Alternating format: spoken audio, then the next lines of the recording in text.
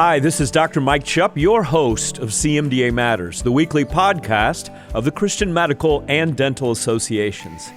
Well, our guest this week joined me on our podcast back in 2021, and we've asked her to join us again today for a couple of reasons.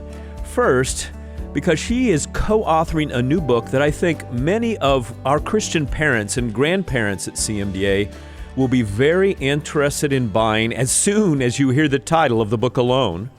And second, because she's one of our upcoming plenary speakers for the 2023 CMDA National Convention in the greater Cincinnati area. I wanted her to give us a small preview of what she's going to be sharing with us in late April. So please keep listening for my recent conversation with Mrs. Katy Faust. She's the founder and director of Them Before Us. It's the only organization solely devoted to defending a child's right to their own father and mother. I'm joined today by our CMDA Senior Vice President of Bioethics and Public Policy, Dr. Jeff Barrows.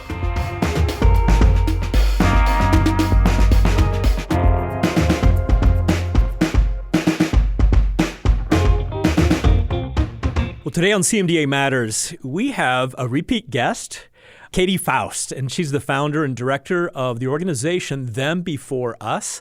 It's the only organization solely devoted to defending a child's right to their own father and mother.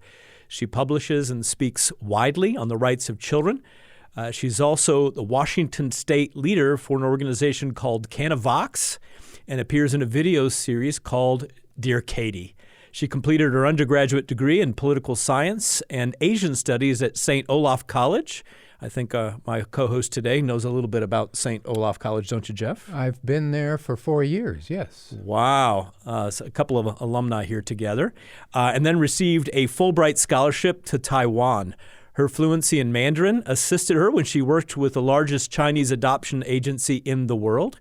She's filed 3 amicus briefs supporting children's rights and advocated for the rights of children with lawmakers in the U.S. as well as abroad and in the United Nations. And when Katy was with us, I don't know, it was a year or 18 months ago, I just took a chance and said, hey, in the future, after having heard you share about these issues passionately, would you be a plenary speaker at our national convention someday? And you said yes, and lo and behold, Jeff, we had our first national convention speaker this year. Yeah, it's worked out very well, and I'm glad to see that she's got a new book out, and it's going to be what we're going to talk about today. So, Katy, as we get started, this book is entitled Raising Conservative Kids in a Woke City, a fascinating title and certainly a very timely topic. So I first want to just get into what motivated you to take the time out of your busy life to write this book along with your co-author, Stacey Manning. Well, I live in Seattle. Stacey and I both live in Seattle. It does not get any more blue than this city and this state, right? We are in the bluest of the blue places where everywhere around us, you can just assume that people are on the progressive side of the political aisle, and very often aggressively so, whether it's their teachers, sometimes your neighbors, the conversations you're having at park dates. Unfortunately, even a lot of churches, they're not places where you can go and be shielded from this very aggressive woke ideology. And everybody in our city that are Christians or just not insane are asking the same question. Like, they see how devastating and dangerous these ideas are, these woke ideas. And they want to know, like, they understand what they believe, but how do you keep your children from being consumed? How do you protect your children from being infected by this woke virus that very often leads to destruction of the child, of the family, even of the nation? And so that is the question that we're having with all of our friends here. When I get on and do national podcasts or interviews, very often after I'm done talking about children's rights, the question is, but how do we tell our kids? How do we get this to our kids? So that is what the book is about. I've got 2 passions. One is defending the rights of the children of the world in matters of marriage and family. And the other one is making sure that the progressive left cannot touch the minds of my kids. So now I have a book about both. So Katy, in the title of your book, Raising Conservative Kids in a Woke City, For our listeners' sake, there are two words there that I think we need to start off with a definition, if you will. One of them is a little bit easier, I think. I've heard some of the podcasts I listen to on a regular basis. One is Reverend Al Mohler, and he says, I just won't use this word woke because it just gets people have different perspectives on it. So tell our listeners what you and your co-author, Stacy, mean by woke and conservative. If you look up woke, it sounds very innocuous, right? It's just alert to racial prejudice. Well, congratulations. All of us want to be alert to racial prejudice. Like, there's nothing special about that. And if that was all that woke was about, I'd be like, yeah, I'm woke. That's fine. But we all know that's not what it is, right? What woke really is in its functional definition is viewing everything, every conversation, every interaction, every commercial, right? Every curriculum at school through the lens of group identity, through the lens especially of like racial or sexual identity, right? And then pitting the oppressors and the oppressed against one another based on these group identities. And it has poisoned everything, right? It is not an objective way to view reality. It is a skewed ideology that makes enemies where there should be none. And it weaponizes all of these things that should be places of connection, like your Thanksgiving dinner, right? And it turns them into these battles of who is the guilty and who is the innocent, not based on your own moral decisions. And now we've taken that lens and we've applied it to our national conversation, right? Looking at our nation through this lens of group identity. The title is Raising Conservative Kids in a Woke City, Teaching Economic, Historical, and Biological Reality or Truth in a World of Lies. Because that's what it is. Woke distorts how we view history.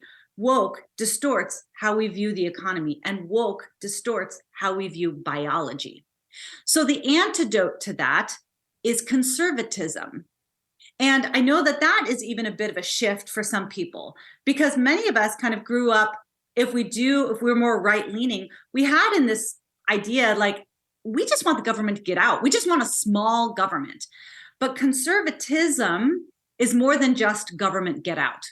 The antidote to woke ideas is conserving the best ideas, conserving the truth about history, conserving the beautiful differences between male and female, conserving economic truths of the free market, which has elevated this country to be a place where there is maximum thriving and human flourishing.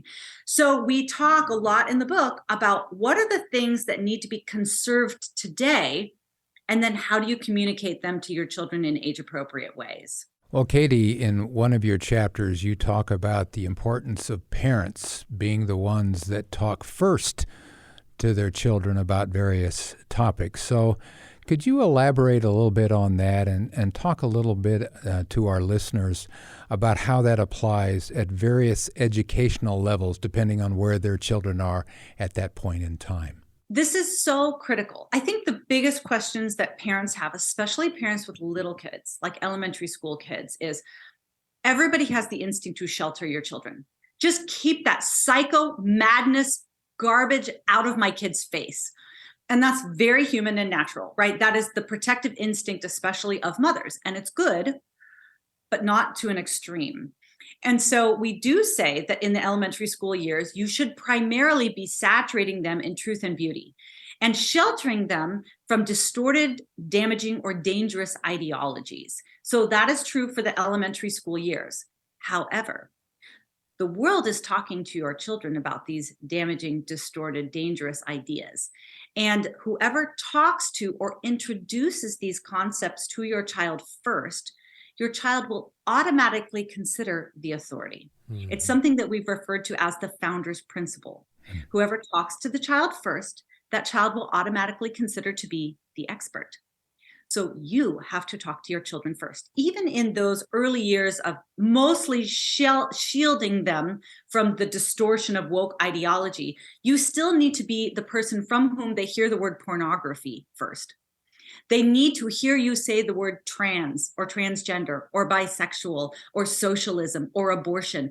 They need to hear it from your lips first. Because then when the world says something to them, then when they're watching a video in 5th grade and the teacher shows something about how there's all kinds of sexual identities and bisexuality is one of them, the child goes, oh, my mom knows about that. I remember she said, yeah, there's some people that think that you can have a relationship with a boy and a girl, but our bodies are really just made for a relationship with the opposite sex. That's called bisexual. And that just is a rejection of our bodily design, right? So you already have introduced these concepts to your kids very early. And it's hard because this crazy, insane culture is talking to children about inappropriate things way too early, which means we have to get ahead of the ball, which means you're going to have to introduce these concepts to your child before anybody else. And it's going to make you uncomfortable, but it will be much more uncomfortable for you if the first time they even know that pornography exists is when a 6th grader puts their smartphone in their face and shows it to them.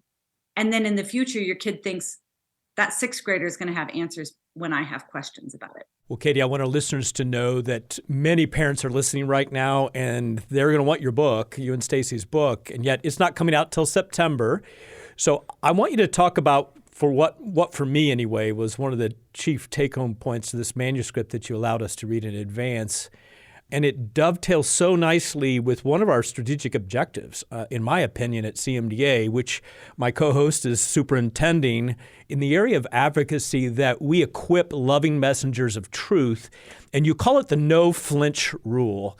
And it's applicable in bringing up kids that are going to honor God, but it's also applicable in us as we deal with a skeptical, agnostic, maybe atheistic, secular world. Tell our listeners about the no flinch rule. The no flinch rule is critical. I think that it's been important throughout all of parenting history, but it has never been more important than today. And the idea is when your child says something to you that shocks you, that makes you angry, that enrages you, right? That makes your head spin. Like, why is there a kid at the play equipment whose dad just keeps calling him they? Why is that? Why is there a boy running in the track meet against the girls? My teacher came home and said that all Republicans are racist. I mean, like, there are so many things, especially if you are parenting your children in a woke city or a woke culture or a woke country, that is going to make you want to explode. And you can't, right? You need to cultivate what we call the no flinch response, where in your brain, you're thinking, what the HELL hockey stick are they thinking? It's a 3rd grader. Why can't they just leave them alone? This is way too early for them to be talking about this. How dare you say that to my face? I'm going to march right over to that school. That's what your brain is saying, okay? But your face needs to say, oh, tell me more about that. Oh, where did you hear that? Oh, how did you feel about that? And here's the reason why. Because you will not be able to properly instill your convictions into your children if they have to wade through a massive emotional response to get the answers and connection that they need. And so if your daughter, your 4th grader, comes home to you and says, my friend Annie has a crush on me and she says that we can be girlfriends, okay? Your daughter probably doesn't know what she thinks, and she's probably a little confused and disoriented by that statement. She needs you to contextualize and give her connection and to give her answers about how to think about this thing that is troubling her. But if there is a barrier between your good response and connection and her question, you are going to train her to ask somebody else in the future. And that is the no-go zone for parents. You have to maximize connection. You have to maximize communication. And if your kids know that you're going to explode and rage every single time they bring something up that makes you uncomfortable, they will ask the internet instead. And that is not what you want. Such an important point. Thank you, Katy, for that. And as Mike has already said, our listeners, many of them are parents and are going to be very, very interested in this book, but the vast majority are also healthcare professionals. And while they're going to be maybe parents themselves, they'll also be dealing with parents in the office. And so in a short period of time, as they begin interacting with parents, dealing with kids that are facing this woke generation, what are 2 or 3 things that you would advise them to try and keep in mind to tell these parents? Well, I think it's helpful to think about child development, training them to confront some of these ideas in 3 different stages, right? So here's kind of this big overview of tailored age-appropriate advice for parents with different stages of child development. So in general, what we talk about in elementary school, and this aligns with this classical model of education called the trivium, which a lot of you guys are going to be familiar with, I'm sure, the grammar, logic, and rhetoric phase of learning, right? Which is really different ways that the brain processes as it grows. So the grammar phase of child development is really all through elementary school.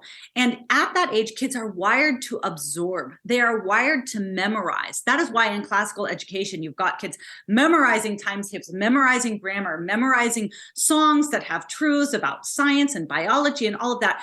Kids are not critically thinking at that age. They are going to absorb whatever, especially a trusted and beloved adult tells them. So your main job in elementary school is to maximize their exposure to truth and beauty, because they will digest it wholesale without questioning it.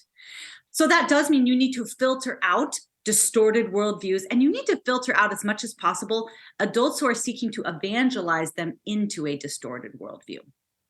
But then something changes in middle school, and we've all seen it happen with our kids who are 10, 11, 12, where they go, wait a second.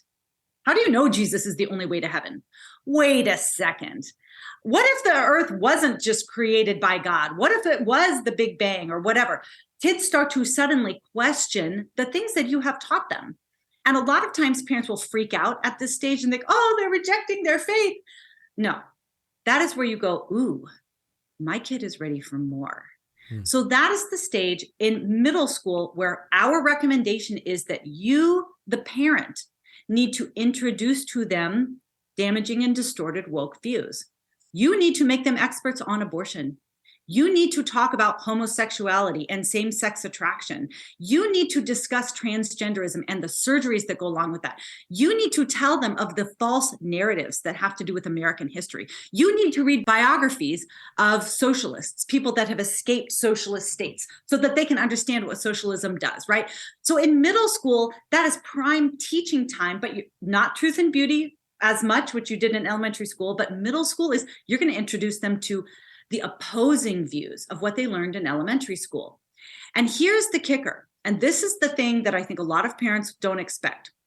By the time your kids are in high school, you're done. You're done. Don't even think that you can start the saturating them in truth and beauty or introducing them to woke concepts when they're in high school. At that point, you should be all done. All of the major teaching and training happens before they are about 14 years old. And then your job in high school is to stay connected.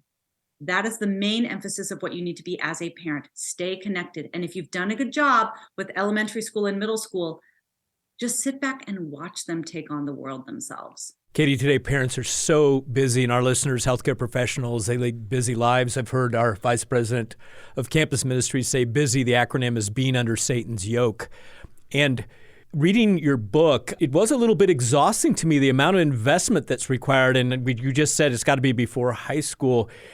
How would you respond to the parents who would say, I just don't have that much time, Katy, to invest in this kind of preparation that you're asking us to do? How can we possibly do this? Well, it is a lifestyle, and I guess, a lot of our recommendations in the chapter on how you yourself need to become an expert and saturating them in truth and beauty in elementary school is you're just listening to podcasts together. You're pulling them into the things that you're already doing. You're reading an article about the biological differences between male and female. You just invite them to come in and be like, hey, read this paragraph with me. So hopefully you're not going to be doing too much different, especially in elementary school. You yourself are taking in truth and beauty in the world, and you invite your child into that, right? And we actually have a whole chapter about how this slow handoff takes place.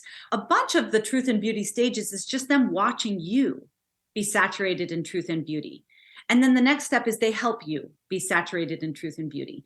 And then you help them be saturated in truth and beauty. And then you watch them be saturated in truth and beauty. So there is a slow handoff that we sort of detail about how to do that really just has to do with inviting your child into how you are living when it comes to confronting these different issues. But yes, it is a time investment.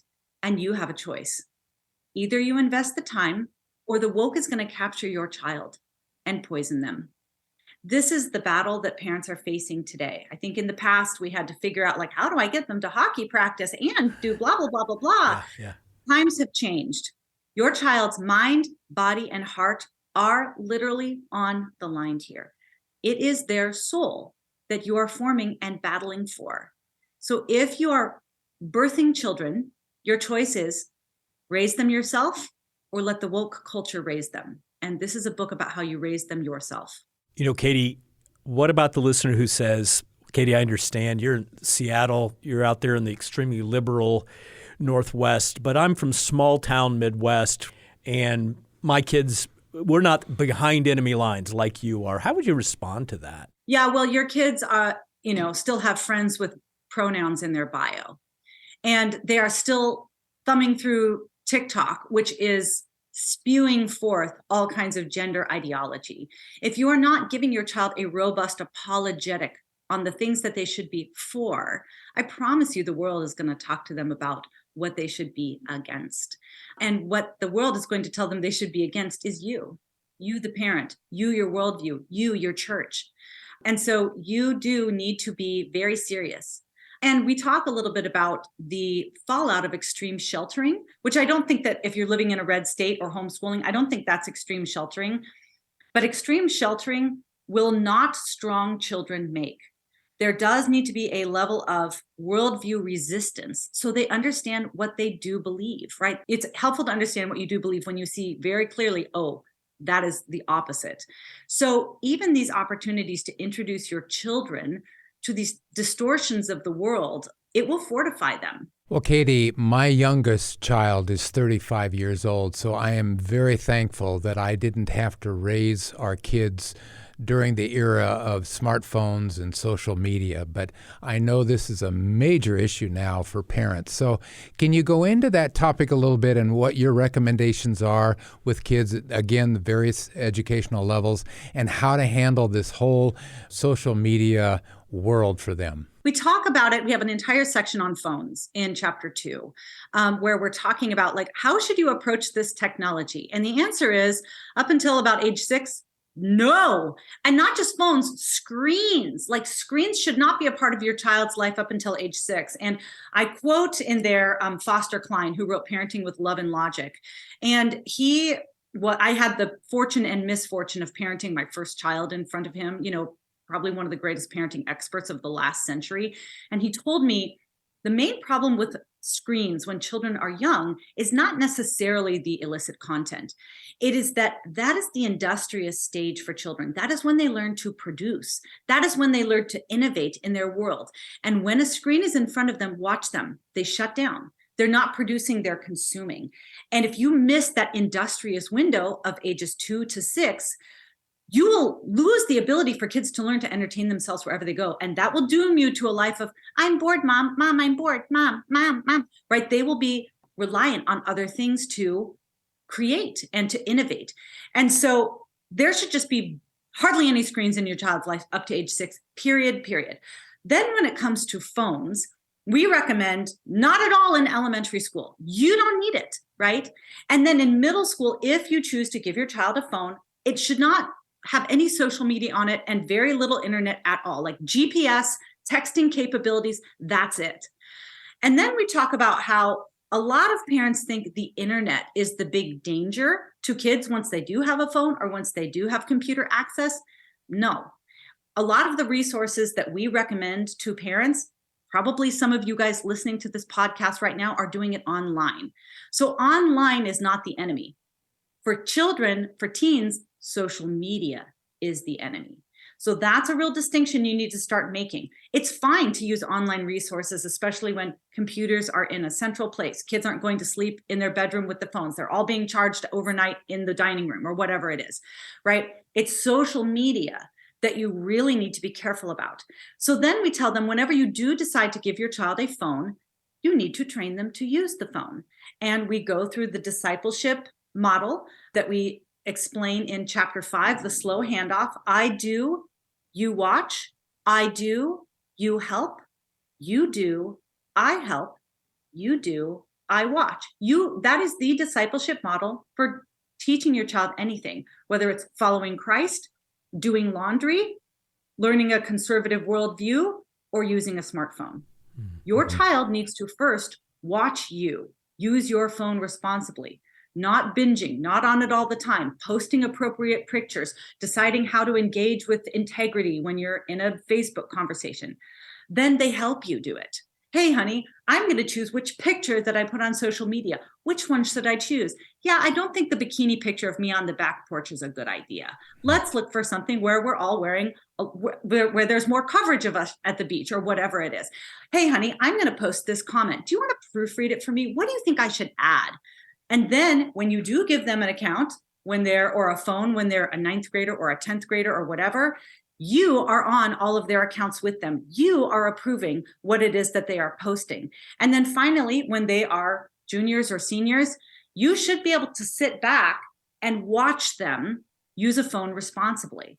So we give a lot of guidance in there. I don't think that there's a hard and fast rule, like before this age, never, after this age, always. I think it has to do with being very mindful of their developmental needs, their specific temptations related to their personalities.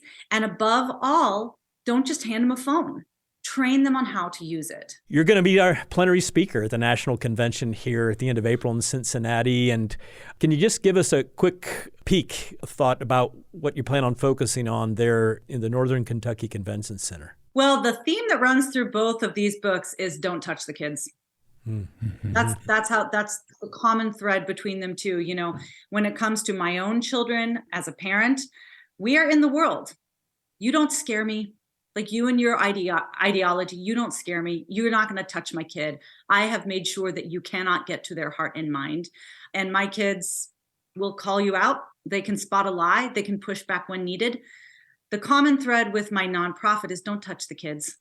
Don't touch the kids.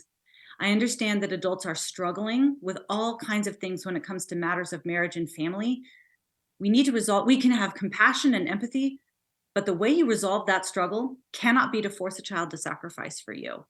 So what I'm going to be talking about at the convention is matters of reproductive technologies.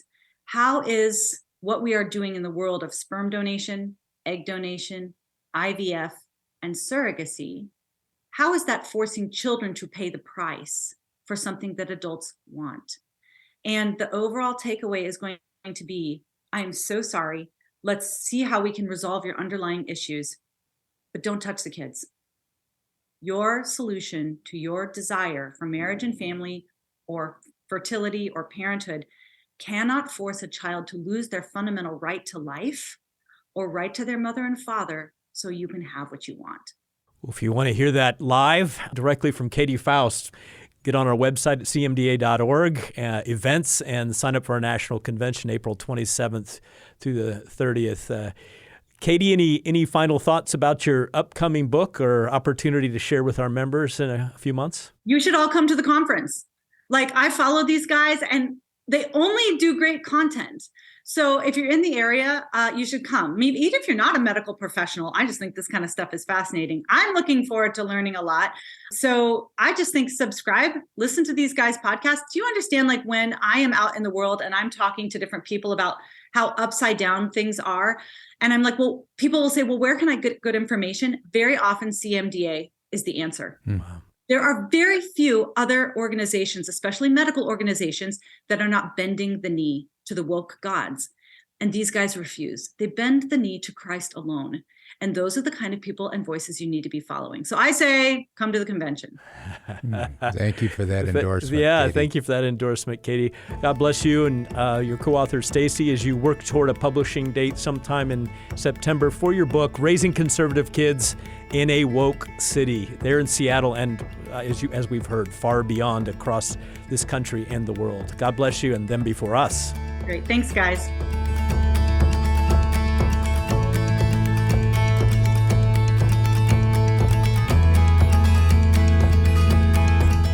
Well, I hope that spending those few minutes that you got to hear from Katy got you as excited as I did about our upcoming national convention.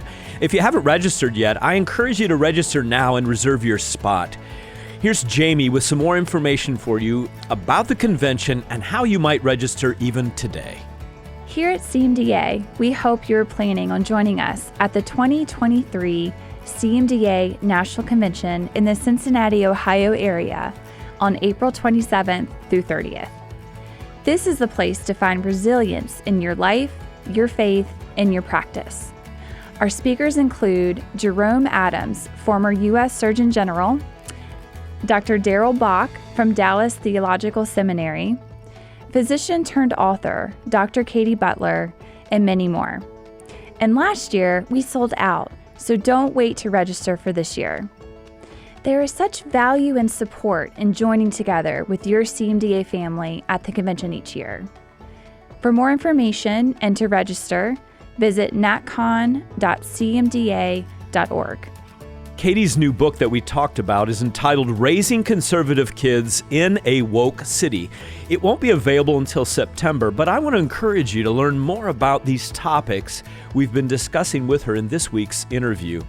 Check out the website for her organization called Them Before Us at the site thembeforeus.com. You can also find a copy of her first book, which is entitled Them Before Us: Why We Need a Global Children's Rights Movement. It's on that same website, or you can find it on Amazon. We've also included a link for you in our show notes today. I really enjoyed how passionate Katy is about these various issues, and I think her challenge is spot on that we must be introducing our kids to these concepts from a biblical worldview before our society and our culture have a chance to do so and possibly lead them astray. Her passion also reminded me that this interview and this topic is important, not just for healthcare professionals who are parents, but it's a powerful admonition for all parents who follow Christ in our country. That means, friends, that this is a great opportunity to share the CMDA Matters podcast, as well as our CMDA ministry, with your friends and neighbors who aren't in the healthcare profession. Would you consider sharing this episode with a friend or neighbor even this week? Plus, you can consider sharing it with a healthcare colleague, and at the same time, you can give your partner or colleague a gift membership to CMDA. If you have experienced firsthand the impact that CMDA can have on you and your ability to find connection in healthcare, why keep that to yourself? And I hope that you've discovered the benefit of all the resources available to our members. I think that your personal face-to-face invitation to become a member of CMDA, well, it's going to be much more effective than any email or promotion that we here in Bristol might send to your friends. You can find more information about our ever-expanding member benefits and how to give a gift membership at cmda.org/join.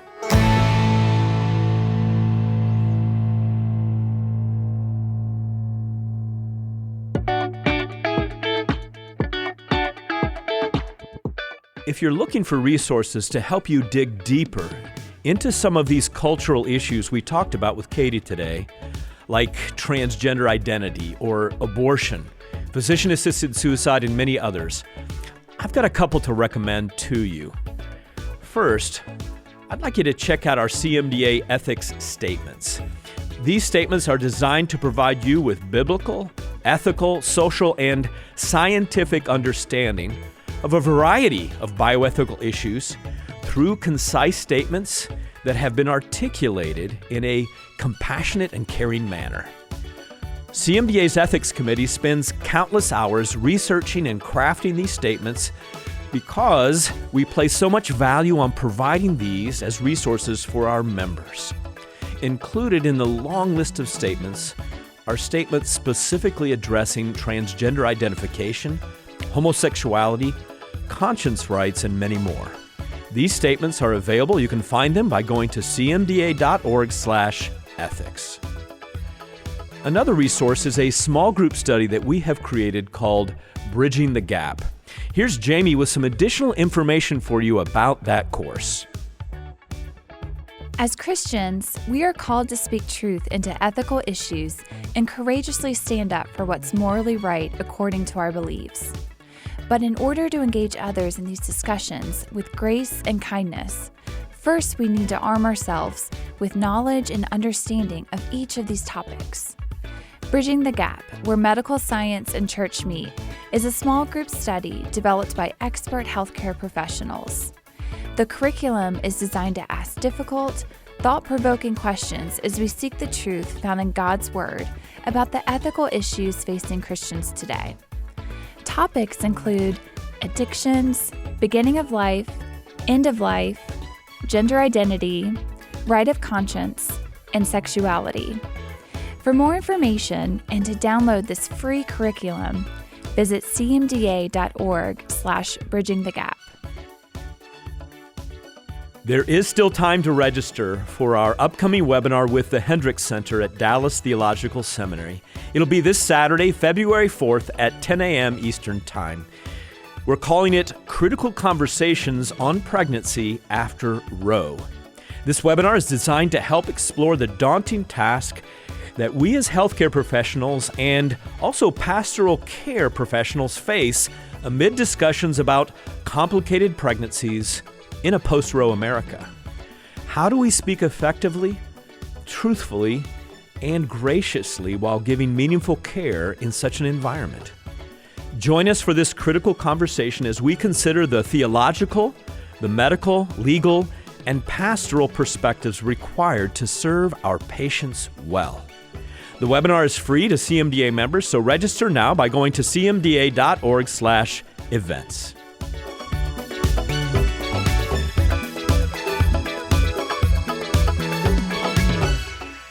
As I look to next week, I want to invite you to join me next Thursday to hear from our 2022 Educator of the Year. On this program, it'll be Dr. Farr Curlin, who's author of the book, The Way of Medicine. He's a professor at Duke University. Dr. Curlin gave the keynote address recently for a very special event at the Museum of the Bible in Washington, D.C. That event was hosted by our CMDA board, and we celebrated the launch of the Alliance for Hippocratic Medicine. You don't want to miss that keynote.